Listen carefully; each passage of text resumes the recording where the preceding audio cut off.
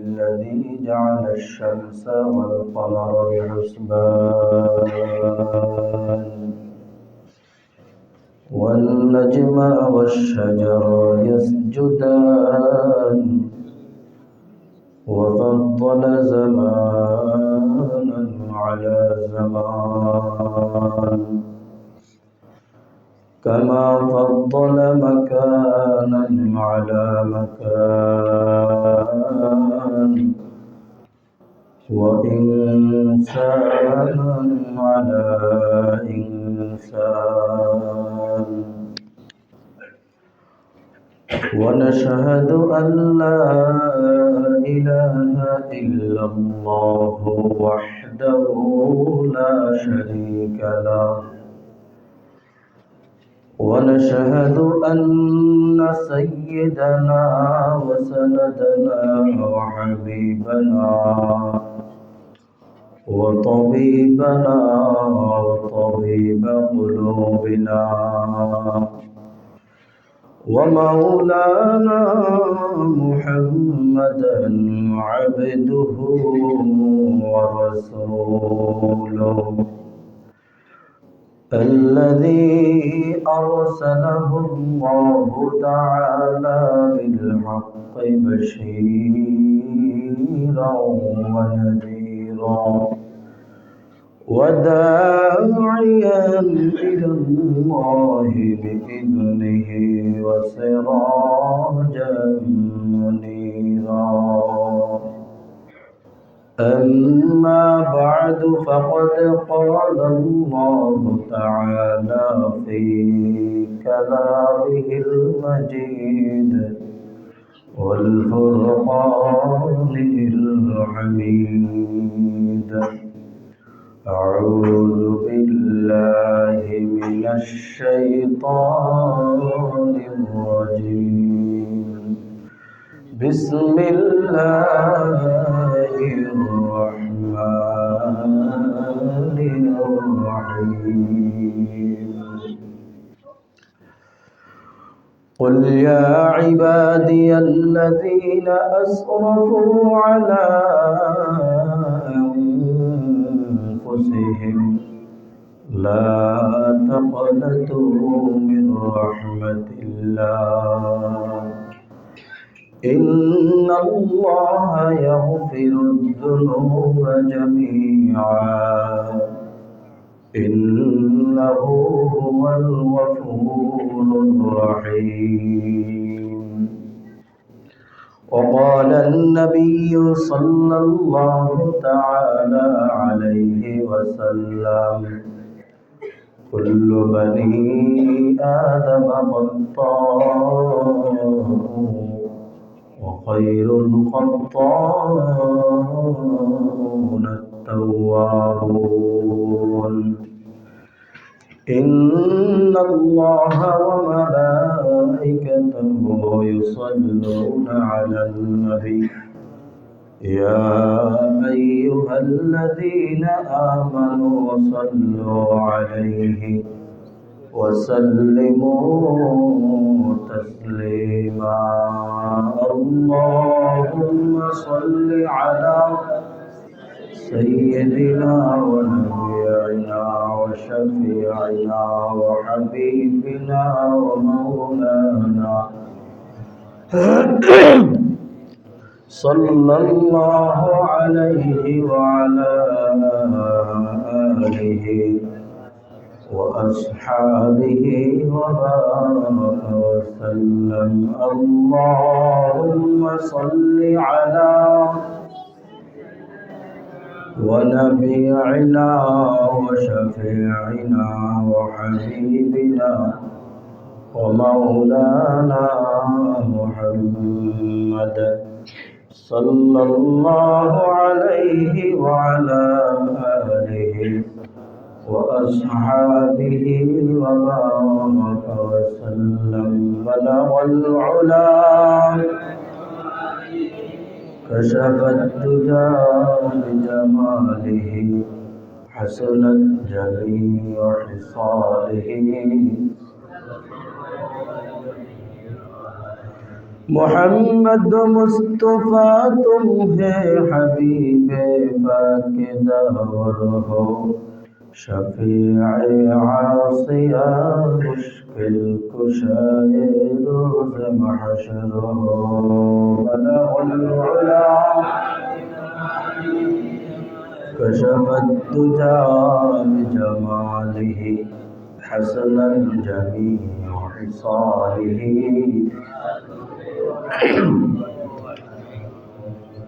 अला या साकिनल क़स्रिल मुअल्लन अला या साकिनल क़स्रिल मुअल्लन सतुदफनु अन क़रीबिन फित तुराबि लहु मलकुन युनादी कुल्ल यौमिन लहु मलकुन युनादी कुल्ल यौमिन लिदूलिल मौति व बुलूलिल खराज क़लीलुल उम्रिना फी दारि दुनिया क़लीलुल उम्रिना फी दारि दुनिया व मरजिउना इला बैतित तुराबि ला इलाहा इल्लल्लाह इल्लल्लाह ला इलाहा इल्लल्लाह ला इलाहा इल्लल्लाह ला इलाहा इल्लल्लाह ला इलाहा इल्लल्लाह ला इलाहा इल्लल्लाह ला इलाहा इल्लल्लाह ला इलाहा इल्लल्लाह ला इलाहा इल्लल्लाह ला इलाहा इल्लल्लाह ला इलाहा इल्लल्लाह ला इलाहा इल्लल्लाह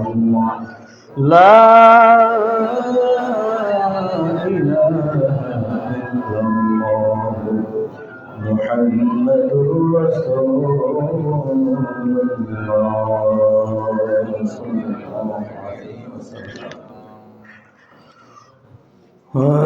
मुअज़्ज़ज़ मुहतरम हाज़िरीन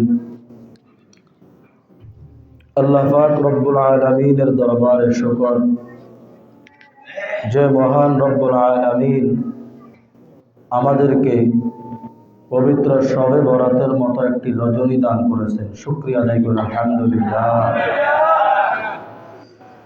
এই ফজিলতপূর্ণ রজনীতে আল্লাহ রব্বুল আলামিন আমাদেরকে দুনিয়ার বিভিন্ন জামিলা থেকে পৃথক করে, ব্যস্ত থেকে পৃথক করে, সুস্থতা থেকে পৃথক রেখে, অসুস্থতা থেকে পৃথক রেখে সুস্থতা রেখে, সুস্থতার সাথে আল্লাহ তাআলা আমাদেরকে ইশার নামাজ জামাতের সাথে আদায় করে যতটুকু সম্ভব নফল নামাজ যে যতটুকু পেরেছেন পড়ে কিছু কথা বলা শোনার তৌফিক দান করেছেন। এই জন্য আমরা সেই মহান রব্বুল আলামিনের দরবারে শুকরিয়া আদায় করি, বলি আলহামদুলিল্লাহ।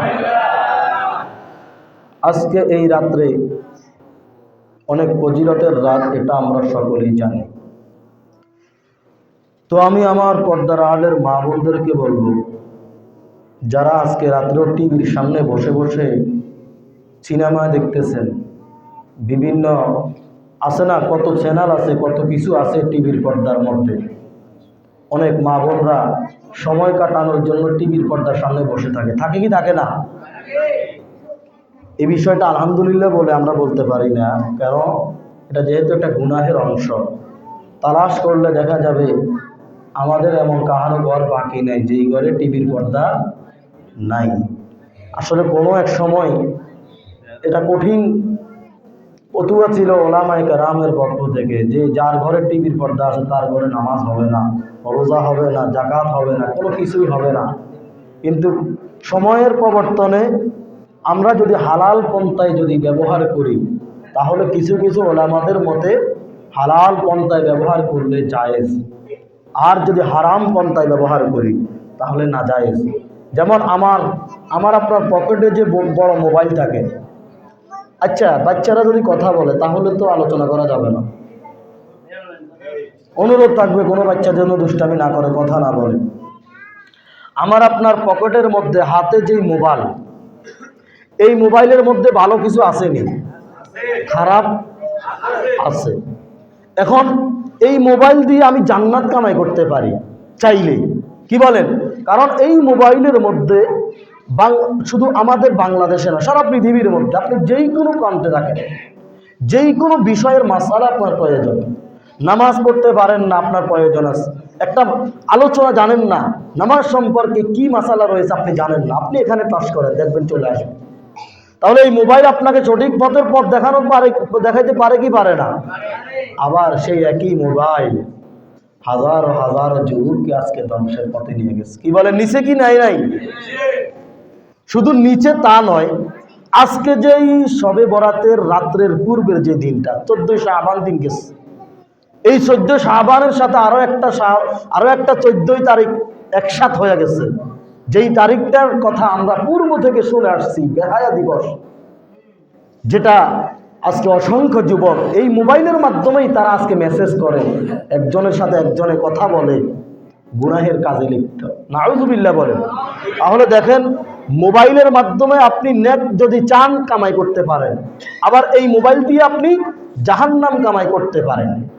এজন্য ওলামায়ে কেরাম, মুফাসসিরিনে কেরাম, যেহেতু আল্লাহ তাআলা কোরআনুল কারীমের বিভিন্ন আয়াতের মাধ্যমে এমন কিছু কথা বলে দিয়েছেন, এমন কিছু ইঙ্গিত করে দিয়েছেন, কিয়ামতের পূর্বে অনেক নিত্য নতুন আবিষ্কার হবে, তোমরা ওই নিত্য নতুনের মাধ্যমে তোমরা দ্বীনের কাজের সাথে জড়িত হয়ে যাও।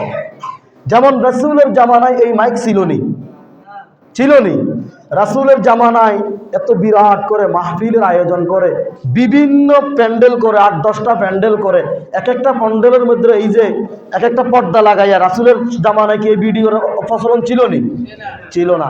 এখন আপনি যদি বলেন কোরআন হাদিসের মাধ্যমে আপনাকে দলিল দিতে হবে, কোরআনে হাদিসে এই পর্দা জায়েজ আছে কি নাই আপনি দলিল দিতে হবে, তাহলে আপনি তো কোরআনে রাসূলের জামানায় তো হাদিসের মধ্যে ছিল না, হাদিস রাসূলের জামানাতে পর্দা ছিল না, আপনি কিভাবে হাদিসের মধ্যে পাবেন? আপনাকে গবেষণা করতে হবে কোরআন হাদিসের সাথে রাসূল কি ইঙ্গিত করেছেন, রাসূল কোনটাকে দ্বীনের সাথে জড়িত করার জন্য ইঙ্গিত করেছেন। কারণ রাসূল বলেছেন কিয়ামতের পূর্বে অনেক নিত্য নতুন আবিষ্কার তোমাদের সামনে আসবে, আমাদের সামনে আসবে, এবং আমরা ওই আবিষ্কারকে ইসলামের স্বার্থে আমরা খরচ করতে পারি, ইসলামের স্বার্থে আমরা ওই আবিষ্কারকে কি করতে পারি?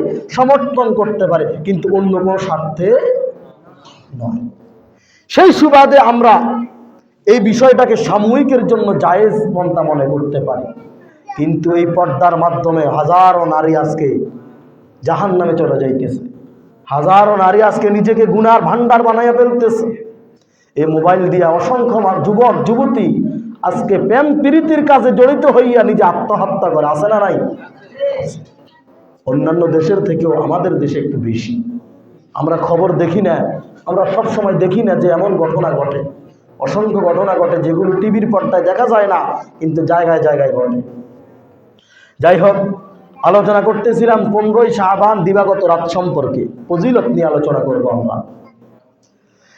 আল্লাহ তাআলা পৃথিবী যখন সৃষ্টি করেছেন, এই পৃথিবীর শুরু থেকেই আল্লাহ রাব্বুল আলামিন প্রথমে যে অসংখ্য ফেরেশতা সৃষ্টি করেছেন, অসংখ্য ফেরেশতা নয়, কত হাজার ফেরেশতা, কত হাজার, অসংখ্য, যেটা গণার সম্ভব নয়।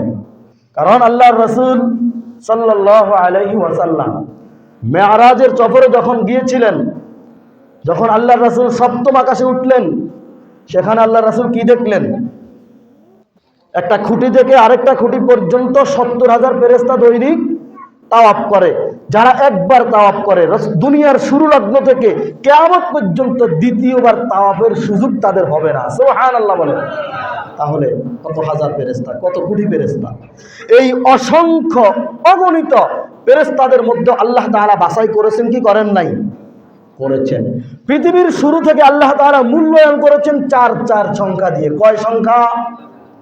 আপনারা আমার কথার জবাব দিবেন, তাহলে দেখবেন আলোচনা যে আপনি বুঝেন, এটা আমি বলতেও তৃপ্তি লাগবে, আপনার কাছে তৃপ্তি লাগবে।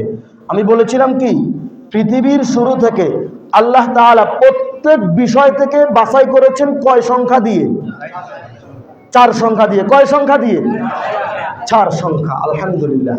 কোরআনুল কারীমের মধ্যে আল্লাহ তাআলা জানিয়ে দিয়েছেন, ইন্না ইদ্দাতাশ শুহুরি ইনদাল্লাহি 12 শাহরা ফি কিতাবিল্লাহ ইয়াওমা খালাকাস সামাওয়াতি ওয়াল আরদ। আল্লাহ তাআলা নিজেই ঘোষণা করেছেন, আসমান জমিন সৃষ্টির শুরু থেকেই আমি আল্লাহ তাআলার মনোনীত মাস হিসাবে আমি 12টি ঘোষণা করেছি। কয়টি? মিনহা আরবাআতুল হুরুম। সুবহানাল্লাহ বলেন। এই 12টি মাস থেকে আল্লাহ তাআলা কয়টা মাসকে আলাদা করেছেন? আপনারা বুঝেন না। কয়টা মাস? 4টা মাস। তাহলে পৃথিবীর শুরু থেকে 12টা মাস ঘোষণা করেছেন কে? আল্লাহ। এই 12টা মাস থেকে 4টা মাস আলাদা করে ঘোষণা করেছেন কে? আল্লাহু আকবার। তাহলে এবার আসেন, আল্লাহ তাআলা মাস ঘোষণা করে দিয়েছেন 12টা, তার মধ্যে 4টাকে আল্লাহ তাআলা স্পেশাল করেছেন। সুবহানাল্লাহ। এবার আমরা মাস থেকে আসি। এটা তো আল্লাহ তাআলার সময় ছিল। মাখলুকের মধ্যে আল্লাহ তাআলা সর্বশ্রেষ্ঠ মাখলুক সৃষ্টি করেছেন ফেরেশতা। ফেরেশতা সর্বশ্রেষ্ঠ মাখলুক। সুবহানাল্লাহ। তাদের কোনো গুনাহ নাই। তাদের কোনো কি নাই? গুনাহ নাই। কিন্তু সেই ফেরেশতাদের থেকেও মানব জাতি সম্মানিত। সুবহানাল্লাহ বলেন। যদি মানব জাতি সেই সম্মানকে সে নিতে পারে, আপনি শবে বরাতের রাত বলেও আজকেও আপনি দোকানে পাটে বসে বসে গান বাজনা শুনতেছেন, টিভির পর্দায় বসে নর্তকীদের গান বাজনা দেখতেছেন, সিগারেট খাইতেছেন, আপনি কি সেই ফেরেশতাদের থেকে সম্মানিত হতে পারবেন? না। সম্মানিত হতে হলে সম্মানের কাজ করা লাগে। কি বলেন? লাগে কি লাগে না? আচ্ছা, তো আমি বলেছিলাম অসংখ্য ফেরেশতাদের মধ্যে আল্লাহ তাআলা 4 জনকে আলাদা করেছেন। সুবহানাল্লাহ বলেন। কয়জন? প্রথমে বলেছি ঘোষণা করছেন 12টা মাস আল্লাহ। আল্লাহর 12টা মাস থেকে ইংরেজি মাস, আল্লাহর 12টা মাস থেকে বাংলা মাস, আল্লাহর 12টা মাস থেকে ইংরেজি তারিখ, বাংলা তারিখ, এগুলো আবিষ্কার করেছে বিভিন্ন সময়ে। কিন্তু প্রথমে আল্লাহ ঘোষণা করে 12টা করে দিয়েছেন। সুবহানাল্লাহ। প্রথমে আল্লাহ রমজানের 30টা রোজা করে দিয়েছেন, নির্ধারিত 30 করে দিয়েছেন, একটা মাস চন্দ্রতে করে দিয়েছেন, এক থেকে শুরু থেকে 30 পর্যন্ত, আবার 28 29 পর্যন্ত। এটা আল্লাহ তাআলারই ঘোষণা। এজন্য সেই ঘোষণা অনুযায়ী দেখবেন অনেক মাস 29-এ থাকে। থাকে কি থাকে না? দেখবেন অনেক মাস কিন্তু চাঁদের থেকে একটু আলাদা করে আবিষ্কার করেছেন যারা, তারা একটু চালাকি করেছেন। তারা একটু কি করেছেন? চালাকি করেছেন। একটা মাসে 31 দিনও করেছেন। করেছেন কি করেন নাই? কিন্তু এটা হাদিসের মাধ্যমে তারা রিসার্চ করে করেন নাই। এটা করেছেন তাদের পণ্ডিতের আকৃতি, পণ্ডিত যে তারা করেছেন, যে তারা যে আবিষ্কার করে করেছেন, এটাকে আখ্যায়িত করার জন্য, প্রবাদ করার জন্য তারা একটা দিন তারা নিজেরা চালাকি করে বাড়াইছেন। কিন্তু আল্লাহ তাআলার 30 দিনের মাসের মধ্যে, এক মাসের মধ্যে 30 দিন, কয় দিন? 30 দিন নির্ধারিত করেছেন আল্লাহ। তারা 31 দিন বাড়াইছে। যাই হোক, অসংখ্য ফেরেশতাদের মধ্যে আল্লাহ তাআলা 4 জনকে সম্মানিত করেছেন, 4 জনকে আলাদা করেছেন। সেই 4 জনের নাম কি? 1 হযরত জিবরাইল আলাইহিস সালাম, 2 হযরত মিকাইল আলাইহিস সালাম, 3 হযরত ইসরাফিল আলাইহিস সালাম, 4 হযরত আজরাইল আলাইহিস সালাম। যদি কেউ ঘুম যান, দয়া করে আমি অনুরোধ করব ঘুম যাইয়েন না। আমরা প্রত্যেক রাত্রে এইভাবে বসি না, বসিনি? কি বলেন? মনে হয় যে আমরা প্রত্যেকদিন আপনাদেরকে কষ্ট দিব। এখন আমি যে কথা বলি আমার কষ্ট হয় না? আপনারা একটু শুনবেন কষ্ট করে, ঘুম যাইয়েন না। কেউ বাচ্চাদেরকেও কেউ শয়তানি করতে দিবেন না। তো আমরা বলছিলাম কি, 4টা মাসকে আল্লাহ তাআলা সম্মানিত করেছেন। আবার প্রত্যেক 4 সংখ্যা থেকেও আল্লাহ তাআলা এক এক করে আলাদা করে সম্মানিত করেছেন। সুবহানাল্লাহ বলেন। প্রত্যেক 4 থেকে আল্লাহ তাআলা আবার কি করেছেন? এক এক করে সম্মান করে আলাদা করে দিয়েছেন। তো অসংখ্য ফেরেশতাদের মধ্যে আল্লাহ রাব্বুল আলামিন 4 সংখ্যা ফেরেশতা আলাদা করছেন, সম্মানিত করেছেন। এই 4 সংখ্যা ফেরেশতাদের মধ্যে আল্লাহ তাআলা একজনকে সর্বশ্রেষ্ঠ দান করেছেন। সেই ফেরেশতার নাম কি? জিবরাইল আলাইহিস সালাম। ফেরেশতার নাম কি? জিবরাইল আলাইহিস সালাম। তাহলে আমরা প্রথমে শুনেছি 4 সংখ্যা থেকে আল্লাহ তাআলা অসংখ্য মাখলুক থেকে, অসংখ্য সময়সীমা থেকে আল্লাহ তাআলা সম্মান করেছেন 4 করে। প্রথমে বলেছিলাম মাস থেকে, 12টা মাস থেকে আল্লাহ তাআলা তাও 4 সম্মান আলাদা করেছেন, 4 সংখ্যা আলাদা করেছেন। আবার অসংখ্য ফেরেশতাদের মধ্যে আল্লাহ তাআলা 4 আল্লাহ তাআলা কি করেছেন? চারজন ফেরেশতাকে আলাদা করে নিযুক্ত করেছেন। আবার মাসের মধ্যেও যেইভাবে 4 মাস আলাদা করেছেন, তার মধ্যেও আল্লাহ রাব্বুল আলামিন একটা মাসকে সবচাইতে সম্মানিত করেছেন। সুবহানাল্লাহ বলেন। সেই মাসের নাম কি? এখানে ইখতিলাফ রয়েছে। যাই হোক, আমি এখানে ওই বিষয়টা বলবো না। এখানে ইখতিলাফ রয়েছে। এখানে বিভিন্ন গবেষণা করে মুফাসসিরিনে কেরাম রমজান মাস উল্লেখ করে নাই। কেন করেন নাই সেটা আলাদা একটা বিষয়, সেটা আমরা আজকে বলবো না। তো যাই হোক, অসংখ্য ফেরেশতাদের মধ্যে আল্লাহ তাআলা 4 জনকে বাছাই করেছেন, আবার 4 জন থেকে একজনকে বাছাই করেছেন, তার নাম জিবরাইল আলাইহিস সালাম। সুবহানাল্লাহ বলেন। এবার ফেরেশতা থেকে আসেন, আমরা সরাসরি নবী রাসূলের কাছে চলে যাই। দেখবেন সময় বলতে বলতে সময় আমাদের শেষ হয়ে যাবে, কথা শেষ হবে না, এমন হতে পারে। অসংখ্য নবী রাসূল আল্লাহ তাআলা দুনিয়ার জমিনের মধ্যে প্রেরণ করেছেন, 1 লক্ষ কিংবা 2 লক্ষ নবী রাসূল। সুবহানাল্লাহ বলেন। এই 1 লক্ষ কিংবা 2 লক্ষ নবী রাসূলদের মধ্যে আল্লাহ রাব্বুল আলামিন 4 জনকে আলাদা করেছেন। সুবহানাল্লাহ বলেন। যেভাবে মাস থেকে 4 আলাদা করেছেন, অসংখ্য ফেরেশতা থেকে 4 আলাদা করেছেন, সেইভাবে অসংখ্য নবী রাসূলদের মধ্যে আল্লাহ রাব্বুল আলামিন 4 জনকে আলাদা করেছেন। সুবহানাল্লাহ বলেন। সেই 4 জনের নাম কি? হযরত মূসা আলাইহিস সালাম, হযরত ঈসা আলাইহিস সালাম, আরেকজনের নাম কি? হযরত দাউদ আলাইহিস সালাম, হযরত মুহাম্মদুর রাসূলুল্লাহ সাল্লাল্লাহু আলাইহি ওয়াসাল্লাম। এই 4 জনকে সম্মানিত করে সবচাইতে বড় যেই কিতাবগুলো আল্লাহ তাআলা 100-এর উপরে কিতাব নাজিল করেছেন দুনিয়াতে। কয়শোর উপরে? 100-এর উপরে কিতাব, 104 খানা, এইভাবে আরো অসংখ্য কিতাবের কথা আছে। তো এই অসংখ্য কিতাবের মধ্যে এই 4 কিতাব ছিল সবচাইতে বড় কিতাব। এই 4 কিতাব কি কিতাব? সবচাইতে বড় কিতাব। যেই 4 জনকে আল্লাহ তাআলা অসংখ্য নবী থেকে বাছাই করে সম্মানিত করেছেন, ওই 4 জনের উপরে আল্লাহ তাআলা বড় বড় 4টি কিতাব নাজিল করেছেন। সুবহানাল্লাহ বলেন। এবার আসেন, বড় বড় 4টা কিতাব নাজিল করেছেন। এর পূর্বে আল্লাহ তাআলা যে 4 জনকে সম্মানিত করেছেন, মাসের মধ্যে 4টা সম্মান করে আলাদা একটা করেছেন। অসংখ্য ফেরেশতাদের মধ্যে 4 সংখ্যা আলাদা করে আবার একজনকে শ্রেষ্ঠত্ব ঘোষণা করেছেন। এবার অসংখ্য নবী রাসূলদের মধ্যেও একজনকে শ্রেষ্ঠত্ব ঘোষণা করেছেন। করছেন কি করেন নাই? তিনি কে? তিনি আর কেউ নয়, তিনি আপনার আমার প্রাণ প্রিয়, অন্তর থেকে, জীবনের থেকে বেশি অধিক প্রিয় নবী হযরতুল মুহাম্মদ মুস্তাফা সাল্লাল্লাহু আলাইহি ওয়াসাল্লাম। সুবহানাল্লাহ বলেন। তাহলে 4 সংখ্যা থেকেও আল্লাহ তাআলা 4 জন নবীকে শ্রেষ্ঠত্ব দিয়েও সেখানেও একজনকে কি করে দিয়েছেন? সবচাইতে সম্মান করে দিয়েছেন। সুবহানাল্লাহ। এবার 4 জনের থেকে আল্লাহ তাআলা 4 জনের মধ্যে যেই কিতাব বড় বড় 4টি নাজিল করেছেন, তার মধ্যে সবচেয়ে সম্মানিত কিতাবের নাম কি? কুরআনুল কারীম। সুবহানাল্লাহ। এজন্য সেই কিতাব যাকে আল্লাহ তাআলা সবচাইতে সম্মানিত করেছেন, তার উপরে নাজিল করেছেন। সুবহানাল্লাহ বলেন। এবার আসেন, অসংখ্য নবী থেকে আল্লাহ তাআলা 4 জনকে আলাদা করেছেন, এই 4 জন থেকেও একজনকে আলাদা করেছেন। অসংখ্য কিতাবের মধ্যে আল্লাহ তাআলা 4 কিতাব সম্মানিত করেছেন, বড় কিতাব ঘোষণা করেছেন। এই 4 থেকেও এক কিতাব সবচেয়ে সম্মানিত ঘোষণা করেছেন। এবার আসেন, আল্লাহ রাসূল সাল্লাল্লাহু আলাইহি ওয়াসাল্লামের পরের যুগ, রাসূল সাল্লাল্লাহু আলাইহি ওয়াসাল্লামের পর থেকে সাহাবায়ে কেরাম শুরু, সাহাবায়ে কেরামের জামানা শুরু। এই সাহাবায়ে কেরামদের মধ্যে আমরা 4 সংখ্যা পাই। সুবহানাল্লাহ বলেন। কয় সংখ্যা পাই? 4 সংখ্যা পাই।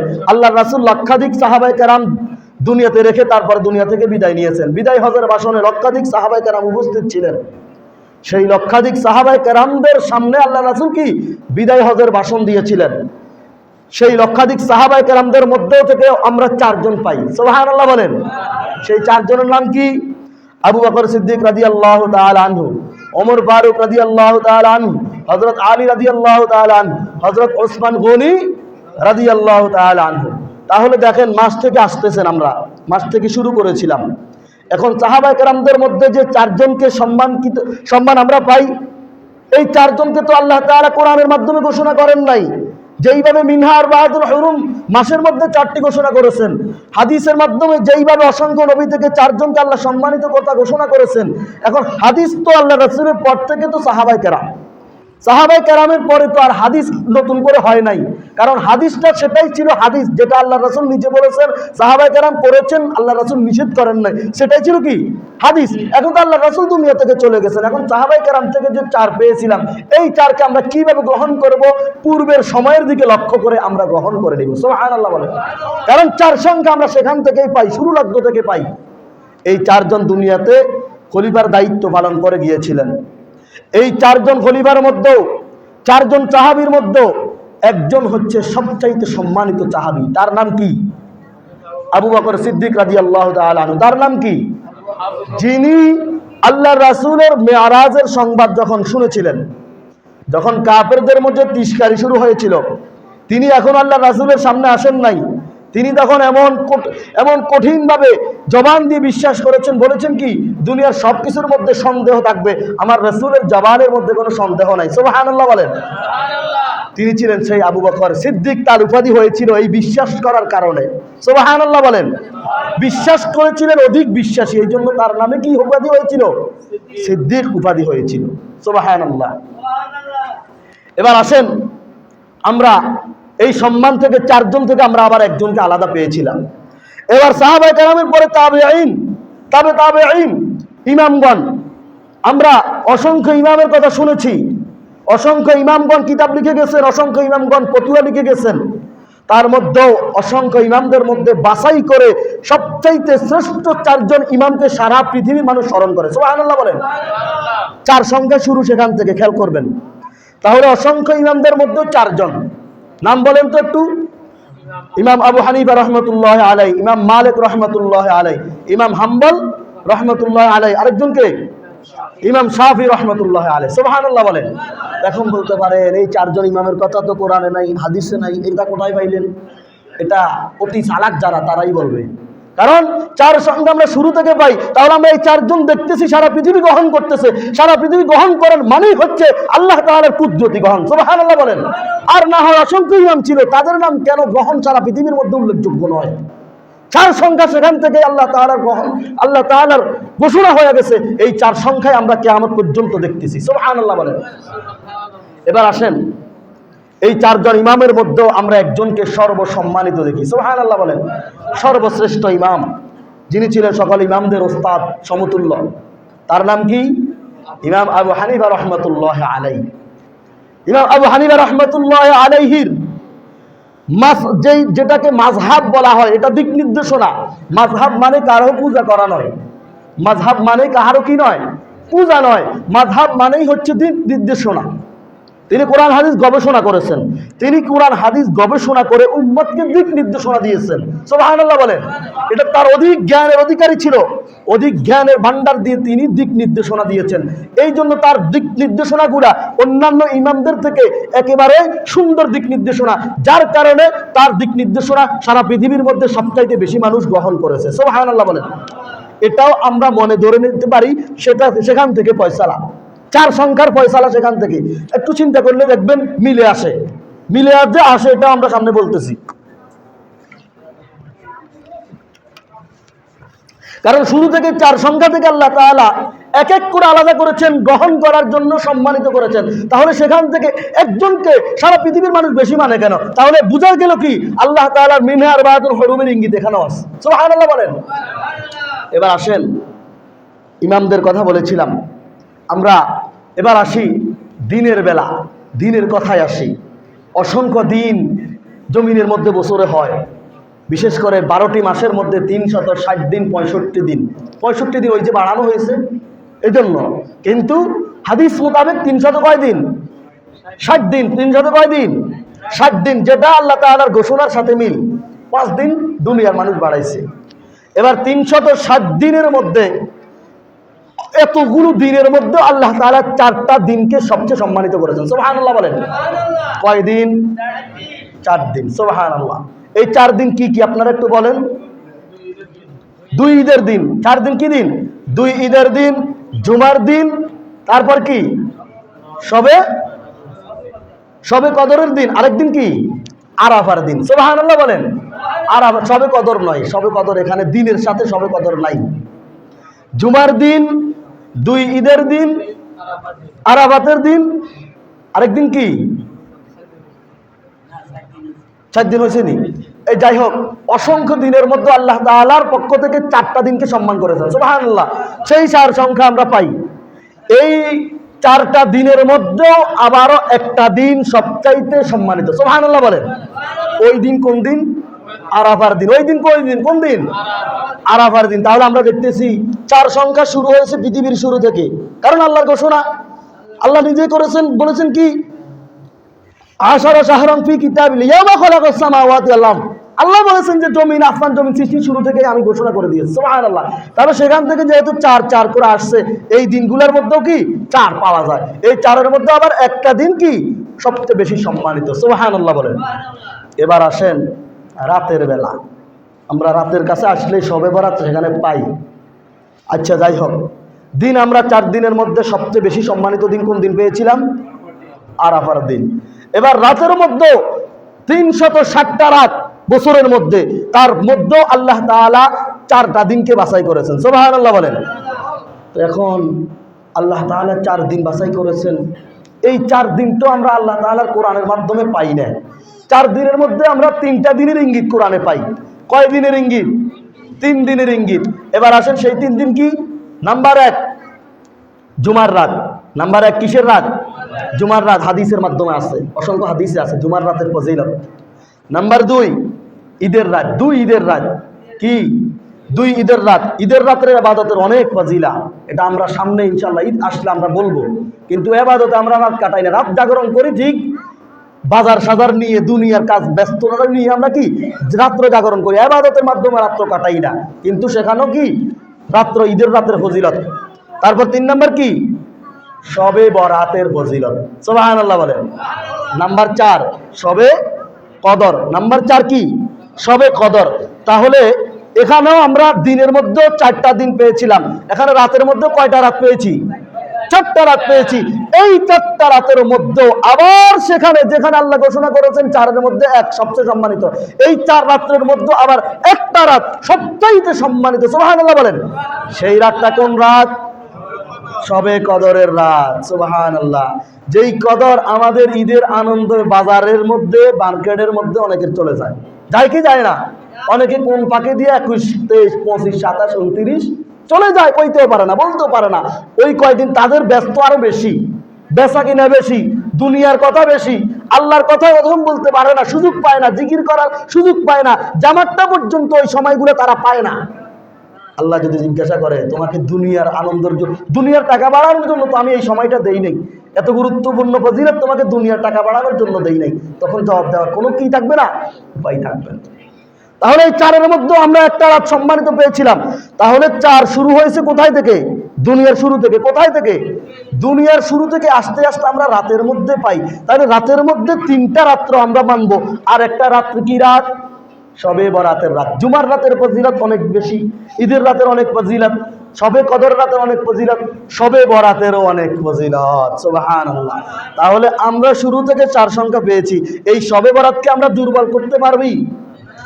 কালও বলতে পারে। একদল থাকবে, যারা থাকবে তারা আপনাকে শুধু পরবে বরাত নয়, শুধু শবে বরাত থেকে আপনাকে দূর করবে তা নয়। আপনি একটু গবেষণা করে দেখবেন, আমি আর আপনি যে আমল আখলাস করতেছি দৈনন্দিন, নামাজ থেকে শুরু করে, ফরজ থেকে শুরু করে বিভিন্ন আমল, অসংখ্য আমল থেকে তারা আপনাকে বিমুখ করে দিতেছে, নাউজুবিল্লাহ। বিভিন্ন মাধ্যম অবলম্বন করে আমরা আমল করার চেষ্টা করি, এই মাধ্যমগুলোকেও তারা বেদাত বলে আখ্যায়িত করে তারা ডাস্টবিনে ফেলানোর কথা বলতেছেন, আউযুবিল্লাহ বলেন। খুব কষ্ট লাগছে। গত কয়েকদিন আগে একজন আলেম পকেট থেকে একটা তসবিহ বাহির করছে। কি বাহির করছে? একটা তসবিহ বাহির করে এইভাবে জাতির সামনে ছিঁড়ে এইভাবে বলতেছে এটাকে ডাস্টবিনে নিয়ে ফেলাও, নাউজুবিল্লাহ বলেন। তারা কেমন আলেম, কেমন জ্ঞানী, যেই জ্ঞান দ্বারা তারা মানুষের সামনে যেই তসবিহ দ্বারা মানুষ আল্লাহর নাম যাবে, সেই তসবিহকে তারা ডাস্টবিনে ফেলানোর কথা বলতেছেন, নাউজুবিল্লাহ। আরো মারাত্মক মারাত্মক কথা তাদের মাধ্যমে শোনা যায়। তাদেরকে অনুসরণ যারা করে তারাই শবে বরাতকে দুর্বল করে, তাদেরকে অনুসরণ যারা করে তারাই কি শবে বরাতকে দুর্বল বলে, তাদেরকে অনুসরণ যারা করে তারাই রমজান আসলে চোরামি করে নামাজ দিয়ে, রমজান আসলে 8 টাকা পড়ে চোরের মতো ফাঁকিবাজি করে দোকান আড্ডা দেয়। কি বলেন, দেয় কি দেয় না? কিন্তু অনেক আল্লাহর বান্দারা অনেক কষ্ট করে 20 টাকা পড়ে, আপনি 8 টাকা পড়ে আপনি অনেক করেছেন, আপনি চলে যান দোকানে আড্ডা দেন, আপনি তো আর অন্য আমলের মধ্যে লিপ্ত হয়ে যান না। আমলের মাসে আপনাকে পাকিবাজি করার জন্য একদল লোক সবসময় বসে থাকে। আল্লাহ তাআলা এই সমস্ত ফিতনা থেকে আমাদেরকে হেফাজত করেন, সকলে বলুন আমিন। আমি আর ফজিলত তো আমরা সকলে জানি শুনি, হাদিসের মধ্যে আল্লাহ রাসূল বলেছেন, আমরা আজকে জুমাতে আলোচনা করেছিলাম, ইদা কানাত লাইলাতুন নিসফি মিন শাবান,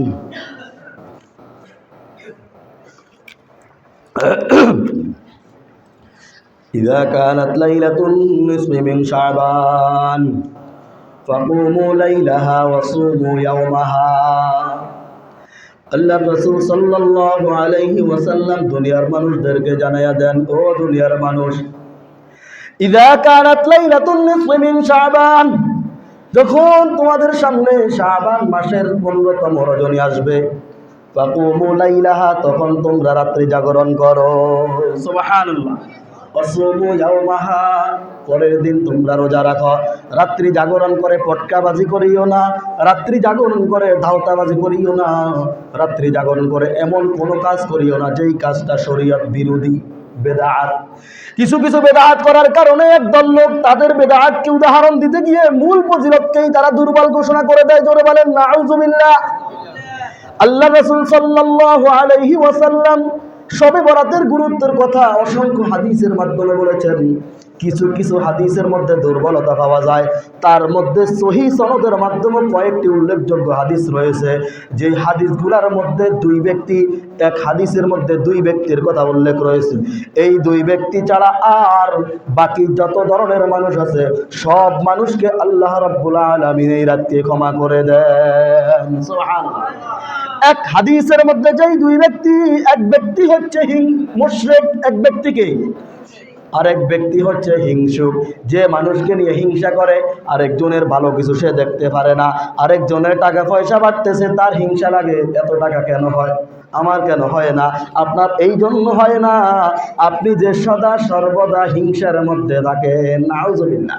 হিংসার কারণে আপনার অন্তরের মধ্যে মরিচা পড়ে যায়, যার কারণে আপনার উন্নতি নাই, আপনার টাকা পয়সার মধ্যে বরকত নাই। আর যার টাকা পয়সা বাড়তেছে, যার ধন সম্পদ বাড়তেছে, তার মনের মধ্যে হয়তো বা হিংসা নাই, এজন্যই বাড়তেছে। আবার কেউ কেউ দুনিয়াদারি বিভিন্ন কারণে বিভিন্ন মাধ্যমে বাড়ায়, যেটা শরীয়ত বিরোধী হয়ে যায়, নাউজুবিল্লাহ। তাহলে আল্লাহর রাসূল সাল্লাল্লাহু আলাইহি ওয়াসাল্লাম সাহাবায়ে কেরামদেরকে বলেছেন, দুই ব্যক্তি ছাড়া বাকি সব ধরনের মানুষকে আল্লাহ রাব্বুল আলামিন এই রাত্রে ক্ষমা করে দেন, সুবহানাল্লাহ। অন্য হাদিসের মধ্যে আল্লাহর রাসূল সাল্লাল্লাহু আলাইহি ওয়াসাল্লাম 8 ব্যক্তির কথা উল্লেখ করেছেন। কয় ব্যক্তি? 8 ব্যক্তি। এক নম্বর, যারা মদ খায়, কি খায়? মদ খায়। যারা জুয়া খেলে, যারা আত্মীয়তা সম্পর্ক ছিন্ন করে, যারা সুদ খায়, যারা ঘুষ খায়, এইভাবে যারা ব্যভিচার করে, যারা মা বাবার অবাধ্য সন্তান, এই ধরনের ব্যক্তিরা এই রাত্রেও যদি ইখলাসের সাথে তুবু ইলাল্লাহি তাওবাতান নাসুহা, যেই অপরাধগুলোর সাথে, যেই 8 ধরনের অপরাধের সাথে জড়িত, এই 8 ধরনের অপরাধ থেকে মুক্ত না হইতে পারে, এই 8 ধরনের অপরাধ না ছাড়তে পারে, তাহলে এই রাত্রেও তারা জাগ্রত থাকলে তাদেরকে ক্ষমা করা হবে না, নাউজুবিল্লাহ।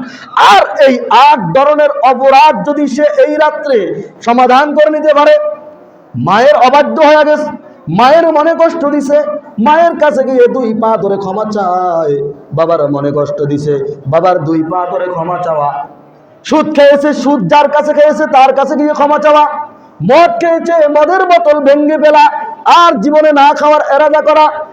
তারপর আরেকটা কি, আত্মীয়তা ছিন্ন করেছে, নিজের ভাইয়ের সাথে, বন্ধুর সাথে, আত্মীয় স্বজনের সাথে কথা বলে না, দুনিয়ার স্বার্থের কারণে কথা বলে না, তার সাথে গিয়ে মিলে যাওয়া, তার সাথে গিয়ে কি মিলে যাওয়া।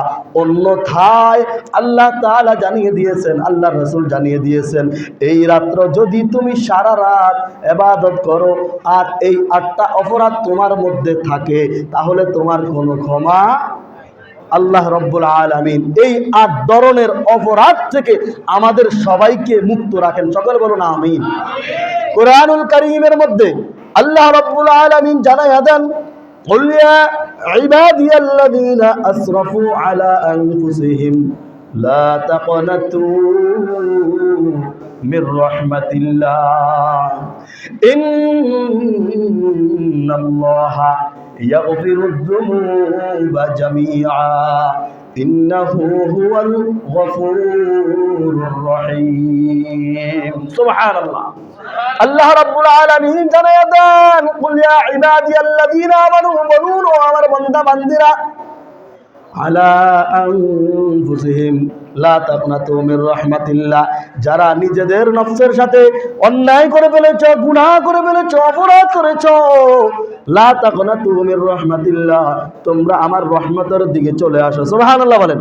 কারণ তোমার অসংখ্য গুনাহ, অসংখ্য অগণিত পাহাড়ের পেনা পরিমাণ যদি গুনাহ থাকে, তোমার অসংখ্য গুনার থেকে আমি আল্লাহর রহমত অনেক বড়। সুবহানাল্লাহ। যদি তুমি অন্যায় করো, নফসের সাথে গুনাহ করো, গুনাহ থেকে দূরে সরে যাও, আমার কাছে ধর্ণা দাও, আমার রহমতের দরজায় চলে আসো, আমি তোমাকে সবে বরাতের রজনী দান করেছি। এই রাত্রে আমার ঘরে মসজিদে আসো, জিকির করো। শুধু মসজিদে আসা শর্ত নয়, আপনি যেখানেই থাকেন ইবাদত করতে পারেন। আপনি আপনার ঘরের মধ্যে ইবাদত করেন, কোনো বাধা নাই, বরঞ্চ আপনার ঘরকে আপনি জিন্দা করেন। সুবহানাল্লাহ বলেন। আমরা অনেক সময় মনে করি ঘরে নামাজ পড়া মনে হয় ঠিক নয়, এমন অনেক আছে না নাই? আসলে আপনি সুন্নাত নামাজগুলা, নফল নামাজগুলা আপনি যত পারেন ঘরে পড়েন, আল্লাহ তাআলা আপনাকে সওয়াব বেশি দিবে। কারণ আল্লাহ রাসূল বলেছেন, তোমরা তোমাদের ঘরকে কবরস্থান বানিও না। এই কবরস্থান বলতে কি? কবরে সেজদা করা নাজায়েজ, তোমার ঘরের মধ্যে সেজদাবিহীন রাখিও না, এই সেজদাটাকেও তুমি নাজায়েজের মতো করে নিও না। এজন্য আল্লাহ রাব্বুল আলামিন জানিয়ে দেন, লা তাকনাতু মির রাহমাতিল্লাহ, তোমার অসংখ্য গুনাহ নিয়ে আমার দরবারে হাজির হও। আমি আল্লাহ তাআলা ইন্নাল্লাহা ইয়াগফিরুদ যুনুবা জামিআ, আমি আল্লাহ রাব্বুল আলামিন তোমার জীবনের সব গুনাহগুলোকে maaf করে দিব। সুবহানাল্লাহ। ইন্নাহু হুয়াল গফুরুর রহিম, ক্ষমা করার মালিক কে? নিশ্চয় আল্লাহ রাব্বুল আলামিন ক্ষমাকারী। সুবহানাল্লাহ বলেন। দয়াকারী, বান্দা বান্দির উপরে দয়া করেন কে? দুনিয়ার মানুষের কাছে আপনি যদি চান, বেশি চান, তখন সে আপনার উপরে রাগ হয়, কষ্ট নেয়। আর আল্লাহ বলেছেন, বান্দারা তোমরা আমার কাছে যদি না চাও আমি কষ্ট পাই। আল্লাহু আকবার বলেন। আল্লাহর কাছে যদি বান্দা বান্দি না চায়, তাহলেই আল্লাহ তাআলা কি পান? কষ্ট পান। আর আল্লাহর কাছে যদি বান্দা বান্দি চায়, তাহলে আল্লাহ তাআলা খুশি হন। সুবহানাল্লাহ বলেন।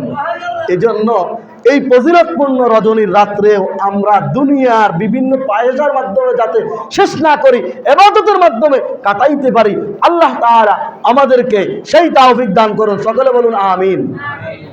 একজন বুজুর্গের একটা ঘটনা আমরা আপনাদের সামনে বলি। কিছু কিছু ঘটনা আমাদের জন্য কাশফ হয়ে দাঁড়ায়, আমাদের হেদায়াতের জন্য উসিলা হয়ে দাঁড়ায়। সুবহানাল্লাহ বলেন। কেন? সহজ সরলভাবে আমরা বুঝে নিতে পারি। আমাদের বিশেষ করে এই যে জৈনপুরের হুফিসাই হুজুররা আমাদের দেশে আসে, প্রতি বছর আসে। একজন খুব জ্ঞানী লোকের কাছে শুনেছিলাম, একটা সময় এই দেশের মধ্যে হিন্দুদের বসবাস বেশি ছিল। বিভিন্ন দেশ থেকে আলেমরা এসে তাদেরকে দাওয়াত দিয়ে মুসলমান বানিয়েছেন। যারা হেডমদারি ছিল, টাকা পয়সাওয়ালা ছিল, ধনাঢ্য ছিল, তারা তখন তাদের কথা শুনে নাই, তাদের কথা গুরুত্ব দেয় নাই। এই জন্য দেখবেন হিন্দুদের টাকা পয়সা মুসলমানদের থেকে একটু বেশি থাকে। কারণ তখনকার সময়ে যারা ধনাঢ্য ছিল, যাদের টাকা পয়সা বেশি ছিল, তারা তাদের কথার দাম দিত না, তারা তাদেরকে এড়িয়ে চলে যাইতো। যারা একটু দুর্বল ছিল তারাই মুসলমান হয়ে আছে। আমরা যদি দাওয়াতের সেই দাওয়াত যদি আমরা না পাইতাম, আমরা আজকে মুসলমান হওয়ার সৌভাগ্য হইতো না। আল্লাহ রাব্বুল আলামিন আমাদেরকে মুসলমান করে দুনিয়াতে পাঠিয়েছেন, এই জন্য আমরা শুকরিয়া আদায় করি আলহামদুলিল্লাহ। কারণ যেই মুসলমানের কথা আল্লাহ তাআলা বলেছেন, আল্লাহু আকবার, সর্বনিম্ন যেই ব্যক্তি জান্নাত পাবে তার জান্নাতটা দুনিয়ার 10 দুনিয়ার সমান হবে। সুবহানাল্লাহ বলেন। এজন্য আমরা দুনিয়ার মধ্যে সময় যেই কোনোভাবে কাটাইতে পারি না, আমি আমার জীবনকে আমার মতো করে চালাইতে পারি না। আমি আমার জীবনকে পরিচালনা করতে হবে কোরআন হাদিস মোতাবেক। কি মোতাবেক? কোরআন হাদিস মোতাবেক।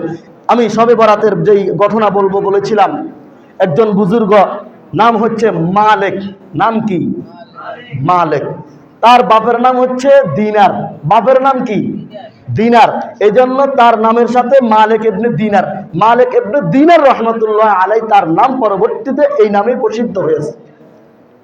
এই মালিক ইবনে দিনার রহমতুল্লাহ আলাই জীবনে এমন কোনো অপরাধ নাই, এমন কোনো কি নাই, অপরাধ নাই যেটা সে করে নাই, যেটা সে করে নাই, সব অপরাধ সে করেছে।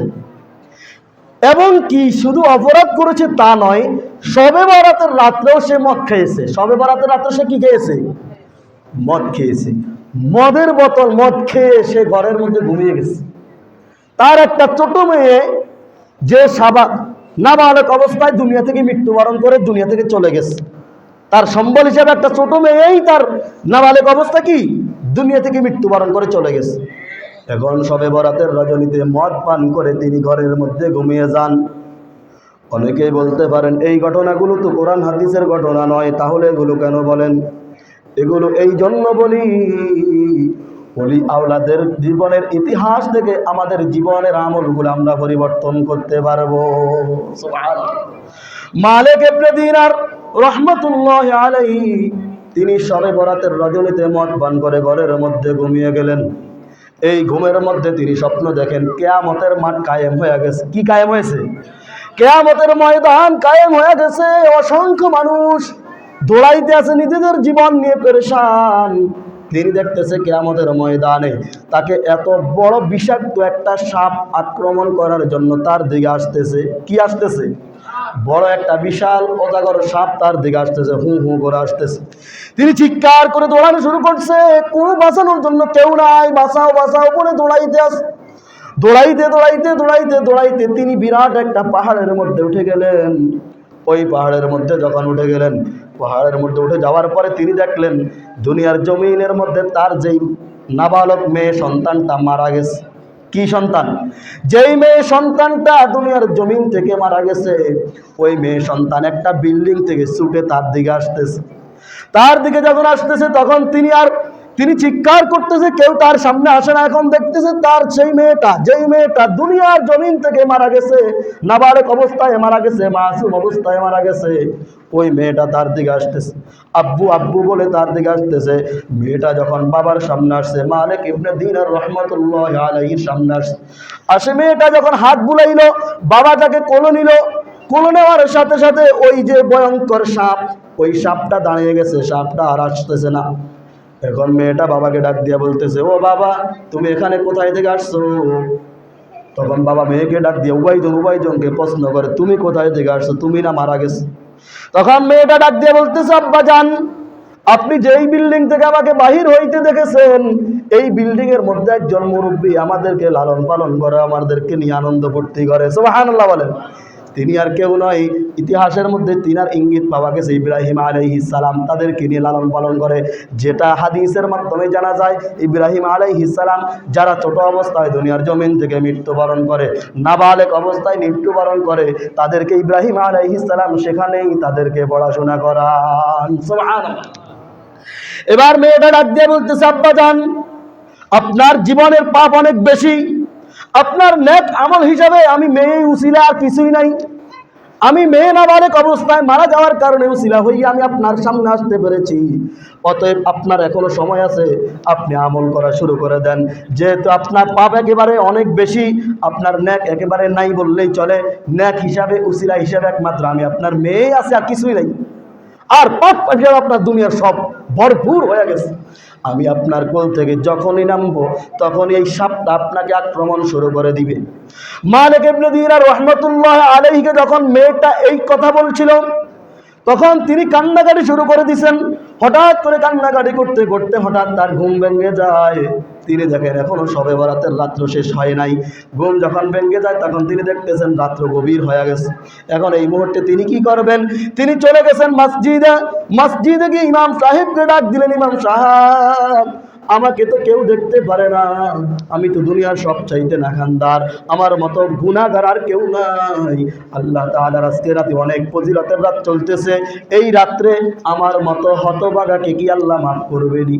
কাকে জিজ্ঞাসা করতেছে? কাকে জিজ্ঞাসা করতেছে? আপনারা যদি কথা বলেন তো, আমি বলছিলাম না, কথার উত্তর দিলে আপনারা মজা পাবেন এবং আমিও মজা পাবো, কথা বলতে ভালো লাগবে। ইমাম সাহেব তখন কি বলেছেন? আল্লাহ রাসূল বলেছেন কি? এই কথার জবাবের জন্য রাসূল সাল্লাল্লাহু আলাইহি ওয়াসাল্লাম একটা সহিহ হাদিসের আমরা কথা বলবো।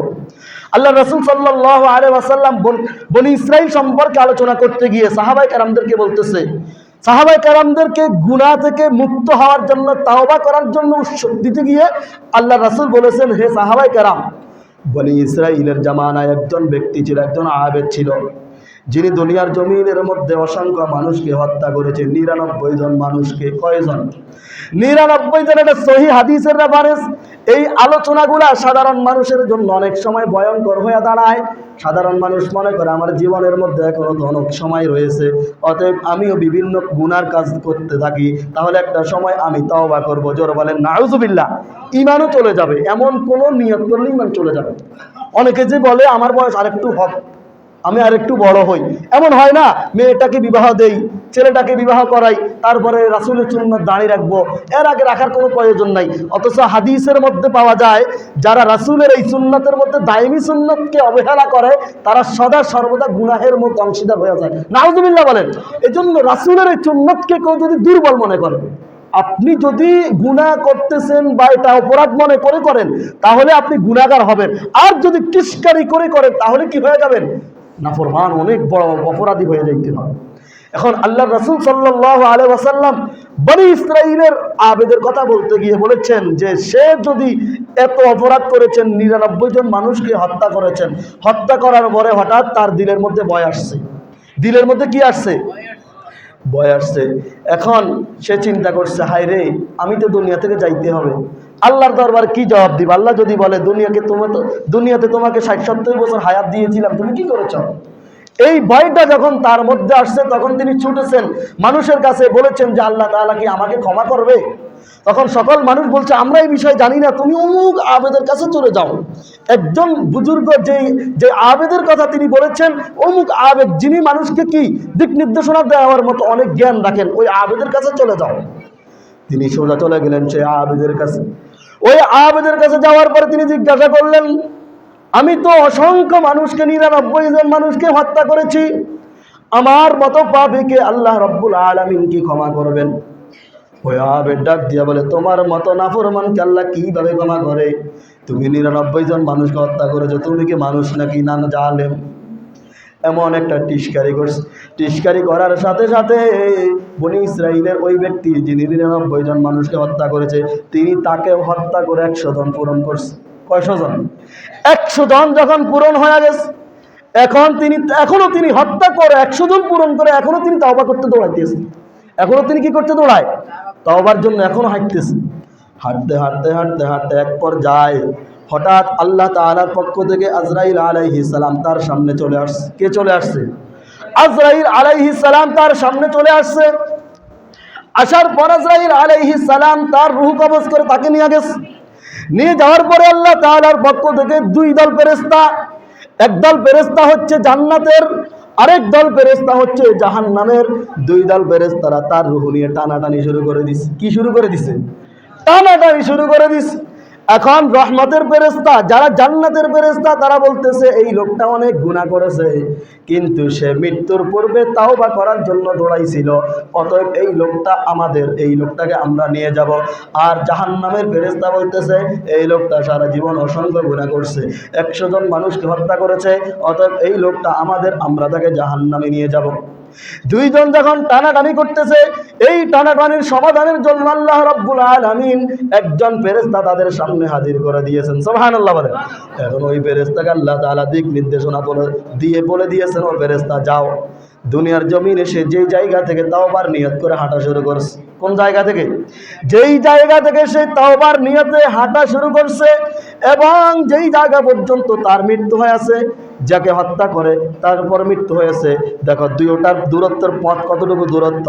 যদি দেখো ওখান থেকে জান্নাত দূরত্ব হয়ে যায়, ওখান থেকে যার কাছে তিনি তাওবার জন্য গিয়েছিল, যদি তার পথটা দূরত্ব হয়ে যায়, তাহলে সে জাহান্নামী। তাহলে সে কি? জাহান্নামী। আর যদি পথটা, এখানে জান্নাত এবং জাহান্নামের পথকে আল্লাহ তাআলা সামনে হাজির করেছে। হাদিসের মধ্যে এভাবে আসছে, আল্লাহ তাআলা জান্নাত এবং জাহান্নাম কি হাজির করেছে তার রুহের সামনে। যেখান থেকে সে হাঁটা শুরু করছে, ওখান থেকে জান্নাতের দূরত্বের পথ এবং জাহান্নামের দূরত্বের পথ কোন পথটা বেশি, এটা আল্লাহ তাআলা মাপকাঠি করার জন্য একজন ফেরেশতা পাঠিয়েছেন। ওই ফেরেশতা মাপকাঠি করে দেখেছেন কি জাহান্নামের পথের দূরত্ব অনেক বেশি। তাহলে আবার আল্লাহ বলেছেন কি, যেই পথ দূরত্ব হবে ওই পথে সে যাবে, যেই পথ কি হবে দূরত্ব হবে ওই পথেই সেই যাবে।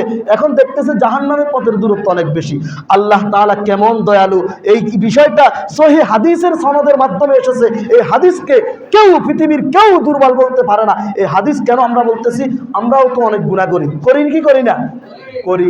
আবার এই কথা কেউ মনে মনে নিয়েন না যে বনি ইসরাইলের লোক যদি 99 জনের পর আরো একজন 100 জন পূরণ করে, তা আমিও কিছু করি না, কিছু আকাঙ্ক্ষা করে বেড়াই, তারপরে হেদায়েতের আল্লাহর কাছে তওবা করব। নাউজুবিল্লাহ, বলেছিলাম না, এমন নিয়ত অন্তরে আসলে সাথে সাথে ঈমান চলে যাবে। কি চলে যাবে? ঈমান চলে যাবে। এমন নিয়ত কাহারও দিলের মধ্যে যদি আসে, সাথে সাথে বাম দিকে 3টা থুথু মেলা মারবেন। কারণ এটা শয়তানে আনে। এটা কে আনে? শয়তানে চায় না আপনাকে দৈনিক সেজদা দেওয়া। আপনি যাতে সেজদা থেকে একটু দূরে থাকেন, শয়তান এই জন্য আপনাকে জুমার 2 রাকাত নামাজের পরে মসজিদ থেকে বের হ, বের হ, আবার সামনের জুমায় যাইস, এর মাঝে আর যাইও না, দরকার নাই। 2 রাকাত করে পড়লেই হয়ে যাবে। কারণ শয়তান কখনো চায় না মানুষ 2টা সেজদা কি বেশি করুক, এটা শয়তান চায় না। যাই হোক, এমন কেউ ধারণা করবেন না। আল্লাহ রাসূল এই হাদিসটি কেন বলেছেন? উম্মত যেন এমন অপরাধ নিয়েও যেন মনকে দুর্বল না করে যে আল্লাহ তাআলা আমার মতো পাপিষ্ঠকে কি এমন রাত্রে ক্ষমা করবে? অবশ্যই অবশ্যই করবে, যদি আপনি ইখলাসের সাথে ইয়া আইয়ুহাল্লাযীনা আমানু তুবু ইলাল্লাহি তাওবাতান নাসুহা, তাওবা নাসুহা মানে আন্তরিক তওবা, জীবনে আর করব না, এই নিয়তে করতে পারেন, জীবনে আর করব না। এখন আমরা কি করি? ভুল একটা করছি, অন্য একটা করছি, নিজের হাত দিয়ে নিজে এমনি এমনি করি, তাওবা তাওবা তাওবা, আবার পিছনে দিয়ে আবার শুরু করে দিই। এগুলো হুদা, এগুলো ধোঁকাবাজি, এগুলো হচ্ছে কি প্রতারণা, এগুলো তাওবা নয়, এগুলো কি তাওবার সাথে প্রতারণা করা। এখন বনি ইসরাইলের ওই আবেদ যেখান থেকে রওনা করছে, ওখান থেকে জান্নাত এবং জাহান্নামের দূরত্বের কথা আল্লাহ তাআলা ঘোষণা করেছেন। কিন্তু আল্লাহ এটাও বলেছেন যেই পথ দূরত্ব হবে ওই পথেই সেই যাবে। এখন জাহান্নামের পথ দূরত্ব, তাহলে সে জাহান্নামে যাওয়ার কথা ছিল। আল্লাহ তাআলা কেন তাকে জান্নাত দিয়েছেন? একমাত্র সে আন্তরিক তাওবার নিয়তে হাঁটা শুরু করছে। সুবহানাল্লাহ বলেন। কি তাওবার নিয়তে? আন্তরিক তাওবা কি? তুবু ইলাল্লাহি তাওবাতান নাসুহা। কোরআনের আয়াতের মধ্যে আল্লাহ বলেছেন ইয়া আইয়ুহাল্লাযীনা আমানু, হে ঈমানদারগণ, তুবু ইলাল্লাহ, তোমরা তাওবার নিয়ত করো, ইলাল্লাহি তাওবাতান নাসুহা, অন্তর থেকে যেই তাওবা তুমি এমন ভাবে করবে জীবনে আর ওই অপরাধগুলোর মধ্যে তুমি না যাওয়ার নিয়ত করো। সুবহানাল্লাহ বলেন। আল্লাহ রাব্বুল আলামিন। মোটামুটি অনেক কথাই বলেছিলাম, আসলে আলোচনা সারা রাত করলো, আলোচনা শেষ হবে না। কিন্তু আমল হচ্ছে আসল। আসল কি? আমল। আমল যদি না করি সারা রাত জাগ্রত থেকে কোনো লাভ হবে? লাভ হবে না। শুধু যদি আপনি পয়সা কাজে সময় নষ্ট করেন। আজকে রাত্রে জাগরণ কথা আল্লাহ বলেছেন, আল্লাহ রাসূল বলেছেন, কিন্তু আপনি যদি জাগরণ থেকে আমল না করে দুনিয়ার পয়সা কাজ করেন তাহলে তো লাভ হবে না। এজন্য আল্লাহ রাসূল বলেছেন কুল্লু বানি আদম খাত্তাউ ওয়া খায়রুল খাত্তাউনা তাওয়াবুন। বানি আদম সন্তান সকলেই অপরাধী, সকলেই কি গুনাহগার। সবচাইতে উত্তম অপরাধী হচ্ছে তারা যারা তাওবা করে। সুবহানাল্লাহ বলেন। কুল্লু বানি আদম খাত্তাউন ওয়া খায়রুল খাত্তাউনা তাওয়াবুন। যারা তাওবা করবে তারা গুনাহ করলেও সবচাইতে সম্মানিত হয়ে যাবে। সুবহানাল্লাহ। এজন্য আমাদের ভুল নাই এমন কেউ নাই। কেউ এমন কথা বুকে সাহস রেখে বলতে পারবেন যে আমার জীবনে কোনো গুনাহ আমি করি নাই? কেউ আছেন? শুধু নবী রাসূলকে এখানে আমরা একসাথে করতে পারি না, কারণ নবী রাসূলকে আল্লাহ তাআলা নিজেই মাসুম ঘোষণা করছেন। নবী রাসূলদের কোনো গুনাহ নাই, নবী রাসূলদের কোনো কি নাই, গুনাহ নাই। প্রশ্ন, তারাও তো কিছু কিছু ভুল করেছে। এই ভুলগুলো ছিল তাদের পরীক্ষা স্বরূপ, যেখানে আল্লাহ তাআলা পরীক্ষা করেছেন, পরবর্তীতে সেই ভুলের মাসুল আল্লাহ তাআলা সাথে সাথে দিয়েছেন। এজন্য নবী রাসূলকে নিয়ে কেউ মন্তব্য করা ঠিক হবে না। কিছু কিছু লোক এমনও পাওয়া যায় যারা বলতেছে সাহাবায়ে কেরাম বেদাতি করে, তাবেঈনরা বেদাতি করে, সাহাবায়ে কেরামদেরকে নিয়ে যারা সমালোচনা করে, তারা নবী রাসূলকে নিয়ে সমালোচনা করে। তাদের ব্যাপারে আপনি আমি কি বলবো? বলার কোনো ভাষা আমরা পাই না। এজন্য যেই 2টা অপরাধের কথা সবচেয়ে গুরুত্ব, এটা সহিহ সনদের কথা। একটা অপরাধ কি? মুশরিক, অর্থাৎ শিরককারী। আল্লাহর সাথে যারা শিরক করবে তাদেরকে আল্লাহ ক্ষমা করবেন না। আরেকটা অপরাধ হিংসাকারী। আরেকটা অপরাধ কি কারী? হিংসাকারী। হিংসা হচ্ছে সবচেয়ে নিকৃষ্ট অপরাধ। আল্লাহ রাসূল বলেছেন, ইয়াকুম আল হাসাদা ফা ইন্নাল হাসাদা ইয়াকুলুল হাসানাত কামা তাকুলুন নারুল হাতাব, যে হিংসা তোমার নেকিগুলোকে দুনিয়ার জমিনের মধ্যে কাটকে আগুনের মধ্যে জ্বালাইলে যেইভাবে জ্বলতে জ্বলতে শেষ হয়ে যায়, হিংসা করলেও তোমার অন্তরের মধ্যে, তোমার কলমের মধ্যে যত আমল তুমি জমা করো, এইভাবে দারুয়ের মতো লাকড়ির মতো জ্বলে জ্বলে সব শেষ হয়ে যাবে। নাউযুবিল্লাহ। শুধু শেষ হবে তা নয়, তোমার সব ধরনের মধ্যে সংকীর্ণতা চলে আসবে। আর যে হিংসা করবে না, আল্লাহ তাআলা তাকে সব কিছু বাড়িয়ে দিবেন। সুবহানাল্লাহ বলেন। এজন্য আমরা কখনো হিংসা করব না, বরং আমরা দোয়া করব। আমরা কি করব? দোয়া করব, আমাকে আল্লাহ তাআলা এতটুকু দিয়েছেন, আমি আমার ভাইয়ের জন্য দোয়া করব, আমার ভাইকেও দান করেন আল্লাহ, অমুককেও দান করেন আল্লাহ, যে সমস্যার মধ্যে আছে তাকেও দান করেন। এই দোয়া যখন করব, তখন আল্লাহ তাআলা আপনাকেও দিবে, তাকেও দিয়ে দিবে। সুবহানাল্লাহ বলেন। এজন্য এই রাত্রের ফজিলত নিয়ে আমরা যে কথাগুলো বলেছিলাম, ফজিলতপূর্ণ রজনীতে আমরা যেন ইবাদতের মাধ্যমে কাটাইতে পারি, আল্লাহ তাআলা আমাদেরকে তৌফিক দান করুন। সকলে বলুন আমিন। আর কিছু